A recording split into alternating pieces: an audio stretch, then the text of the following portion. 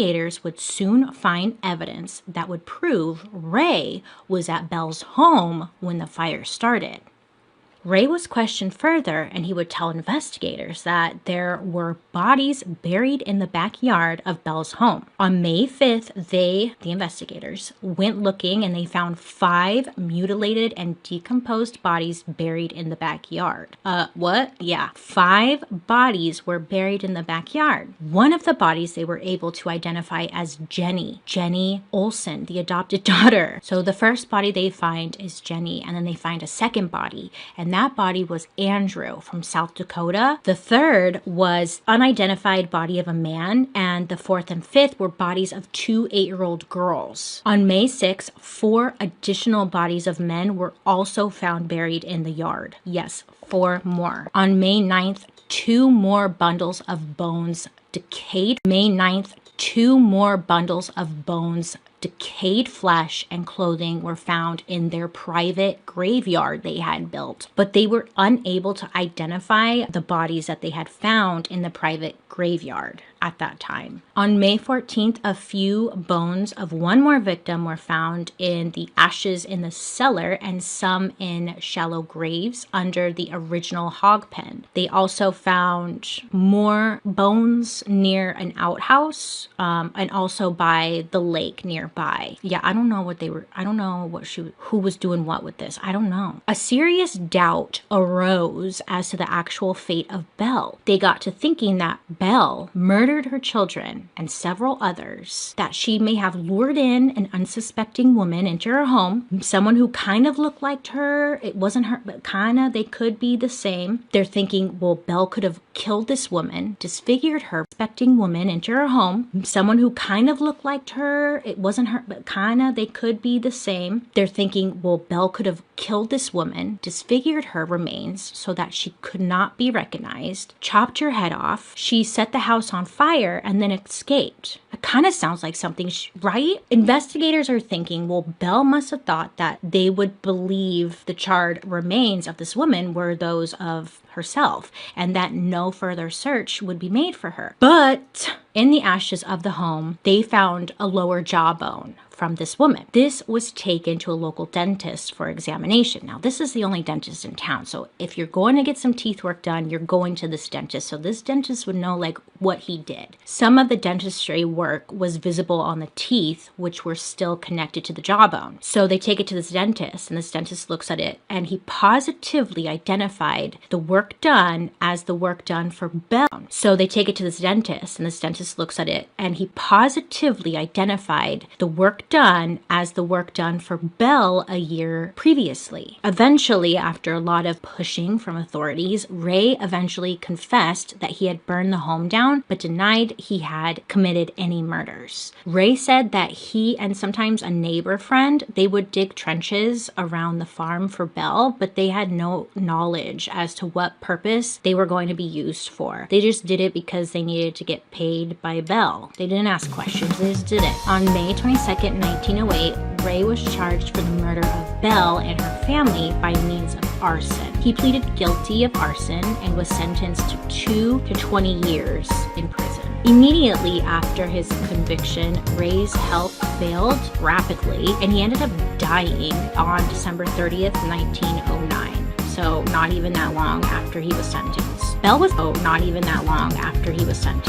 Belle was pronounced dead, but whether she died in the fire or did indeed escape remains a mystery. So in the end, Belle is thought to have killed at least 14 people, most of whom were men she had enticed to visit her on the promise of marriage, while some sources speculate Belle was responsible for as many as 40 murders. I think, though, that Belle got away. I hope that you have a wonderful day today. You make good choices. Please, please, please be safe out there. Please. I will be seeing you guys later. I'm wearing earrings. Bye!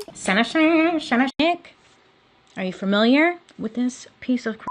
He was born in November of 1943. He was the oldest of 2 children raised by Michael and Ellen Heidnick, his parents. But the kids weren't raised in the home with both of their parents. Michael and Ellen divorced by the time Gary was only 3 years old. Gary claimed that he suffered a lot of emotional abuse by his father, specifically due to his bedwetting. Whatever reason, Gary continued to wet the bed for years and years after moving in with his father. So then Gary was sent to military school, which was probably somewhat nice compared to his home life because of how toxic it was. Everything seemed to be going really well for Gary, doing really well since going to military school and then the army. And then things just started to go downhill for Gary. He began to feel really unwell. It's a little unclear as to how it went from feeling nauseous and dizzy to a serious mental illness, but there's really not much I could find about it.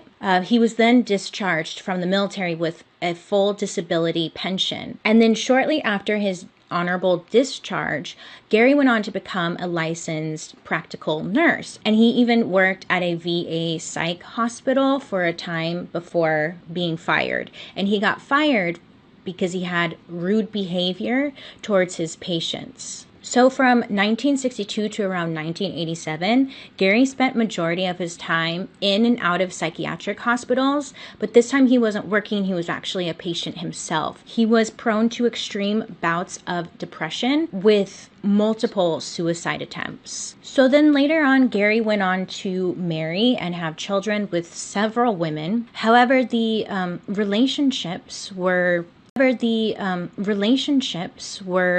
far from normal. The first marriage was to a woman named Betty. How they met, not really sure, but they were writing letters back and forth. She really knew nothing about him. She came to the US from the Philippines. They got married. He would force Betty to watch as he had sex with other women, and he repeatedly would and assault her numerous times until she was able to escape and she fled back home to her country.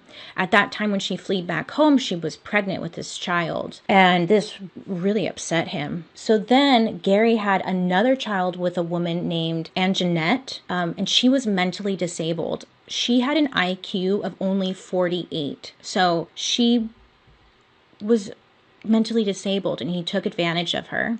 He got her pregnant, and the child was immediately taken away. So Anjanette was more than just like a sexual conquest for Gary. She was his official transition into the crimes that would be coming. So Anjanette, Gary's girlfriend at the time, had a sister, and she was staying in a mental hospital or institution. And in 1978, he signed his girlfriend's sister out of the mental institution where she was living. She was brought back to the home where Gary and Anjanette were living. Now, Gary decided to just keep her here, the sister, for 10 days, and he repeatedly and tortured her. Police went looking for the sister because she was signed out of this mental institution. It was like a day pass, so you could take her for a couple of hours. Gary, she was covered in blood, and she was just completely terrified, and she was hiding in the basement. Gary was charged with kidnapping, unlawful restraint, false imprisonment, involuntary deviant sexual intercourse, and interfering with the custody of a committed person. Now, when I read that, I was like, oh yeah, he would be locked up forever, right? Because that's a long list of some effed up shiznits. Nay. Of course not. Gary's original sentence was overturned on appeal, and Gary spent only 3 years of his incarceration in mental institutions. So there's that.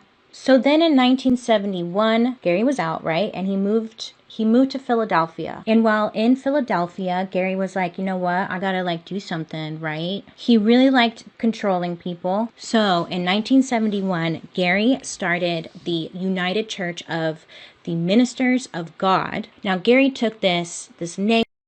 So in 1971, Gary started the United Church of the Ministers of God. Now, Gary took this name and kind of created his own church. So if you see a church and it's called United Church of the Ministers of God, it has nothing to do with Gary. So he raised up about $500,000 from people donating their money. And at this time, he seemed to really master and learn how to manipulate people. So according to Gary's neighbors, the members of this cult/church, they showed up every Sunday for service inside of Gary's home. And this is a quote from the neighbor in an interview. Everybody who attended this church, they were usually mentally ill. So Gary went out, and in the area where he lived, there were a lot of sex workers. And he comes across this woman named Josephina